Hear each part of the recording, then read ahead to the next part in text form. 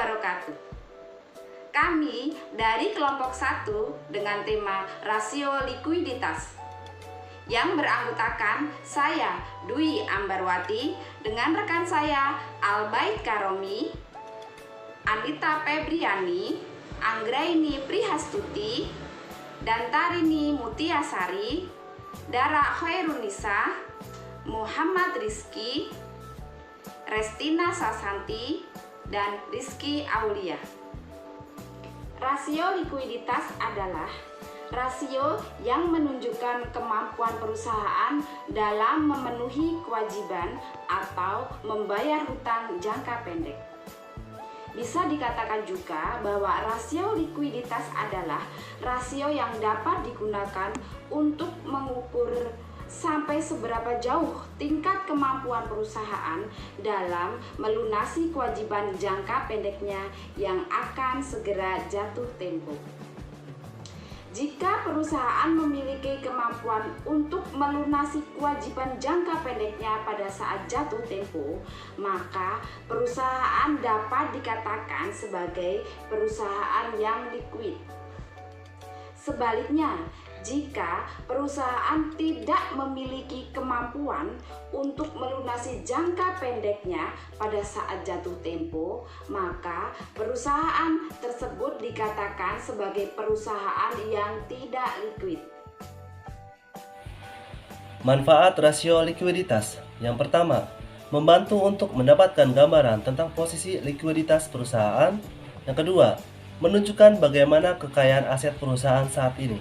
Yang ketiga, menunjukkan berapa banyak hutang yang dapat dilunasi dengan menggunakan uang tunai di tangan. Yang keempat, membantu untuk memahami kekuatan perusahaan. Yang kelima, menunjukkan seberapa cepat perusahaan dapat melunasi hutangnya. Yang keenam, membantu untuk memahami seberapa cepat perusahaan dapat mengubah persediaannya menjadi uang tunai. Rasio likuiditas memiliki peranan penting dalam perusahaan pada kinerja keuangan karena likuiditas mempunyai hubungan yang erat dengan kemampuan perusahaan seperti pada perolehan laba atau profitabilitas, yakni likuiditas menunjukkan tingkat ketersediaan modal kerja yang dibutuhkan dalam aktivitas operasional. Idealnya modal kerja perusahaan agar mempunyai kemampuan meningkatkan kinerja keuangan atas aktiva menjadi maksimum, seharusnya modal kerja yang tersedia dalam jumlah cukup untuk membiayai berbagai kegiatan perusahaan, yang berarti tidak terdapat kekurangan modal dan tidak terdapat sumber daya yang menganggur. Selain itu, rasio likuiditas akan menjadi pengamatan dan perhatian dalam membayar kewajiban jangka pendek dan pemberian kredit. Rasio likuiditas memiliki tujuan untuk melakukan uji kecukupan dana, solvensi perusahaan, kemampuan perusahaan membayar kewajiban-kewajiban yang harus dipenuhi dalam jangka pendek.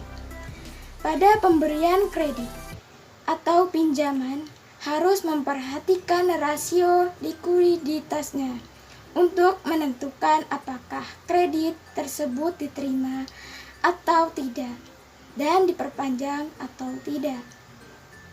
Rasio lancar yaitu suatu metrik keuangan yang digunakan dengan mengukur uang tunai jangka pendek yang tersedia pada perusahaan. Hal ini akan mengukur kemampuan perusahaan dalam melunasi kewajiban jangka pendeknya, yaitu mencerminkan kemampuan perusahaan dalam menghapus seluruh utangnya yang sedang jatuh tempo dalam kurun waktu 1 tahun. Rumus dasar dari rasio lancar adalah aset lancar yang dibagi dengan kewajiban lancar. Jadi, aset lancar adalah seluruh aset perusahaan yang berbentuk uang tunai atau dalam proses pencarian dalam kurun waktu 1 tahun atau kurang. Sedangkan liabilitas lancar adalah utang yang harus dibayar oleh perusahaan dalam kurun waktu 1 tahun. Contoh menghitung rasio lancar, misalkan PTL memiliki aktiva lancar sebesar 10 juta rupiah dan kewajiban atau hutang lancar sebesar 5 juta rupiah. Maka rasio lancar atau current rasio perusahaan adalah sebesar 10 juta dibagi 5 juta dikali 100 sama dengan 2. Dari perhitungan tersebut dapat disimpulkan PTA memiliki rasio likuiditas sebesar 2 yang artinya kondisi keuangan masih stabil. Rasio cepat adalah rasio likuiditas jangka pendek perusahaan yang mengukur kemampuan perusahaan untuk membayar utang jangka pendeknya dengan aktiva-aktiva yang paling likuid, yaitu kas, setara kas, surat berharga, dan piutang dagang.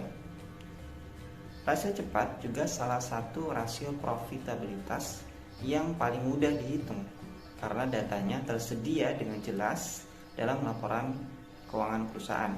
Rumus rasio cepat adalah aktiva lancar dikurang persediaan kemudian baru dibagi dengan utang lancar. Contoh PT XYZ pada tanggal 1 Januari 2021 sampai dengan 2022 memiliki transaksi berikut dalam laporan keuangan. Aset lancar, uang tunai 100 juta, uang muka 10 juta, surat berharga 50 juta, piutang keuangan 60 juta, persediaan 70 juta. Total aktiva lancar adalah 290 juta. Kewajiban lancar, hutang akun sama dengan 160 juta, beban akrual sebesar 60 juta, hutang jangka pendek sebesar 50 juta, hutang bunga 50 juta, dan total kewajiban lancar sebesar 320 juta. Sehingga dapat kita peroleh bahwa jawabannya adalah rumus dari rasio cepat adalah aset lancar dikurangi persediaan dibagi kewajiban lancar. Aset lancar sama dengan 290 juta dikurangi persediaan sebesar 70 juta dan dibagi dengan kewajiban lancar sebesar 320 juta. Sehingga menghasilkan 0,69 atau sama dengan 69%. Jadi PT XYZ pada tanggal 1 Januari 2022 sampai dengan 2022 memiliki rasio sangat cepat yaitu 69%. Pengertian rasio kas. Rasio kas adalah rasio keuangan yang membandingkan kas dan setara kas perusahaan dengan kewajiban lancarnya, seperti utang jangka pendek. Rasio ini berfokus secara eksklusif pada kewajiban jangka pendek, contohnya seperti utang dan gaji karyawan tetap. Sebaliknya, utang jangka panjang perusahaan umumnya dirancang untuk dibayar kembali selama bertahun-tahun. Jika sebuah perusahaan mengalami kebangkrutan, perhitungan cash ratio mungkin merupakan metode yang paling realistis dari 3 rasio likuiditas lainnya. Meski bukan cara paling akurat untuk mengetahui performa sebuah perusahaan, tetapi cash ratio memiliki kegunaannya.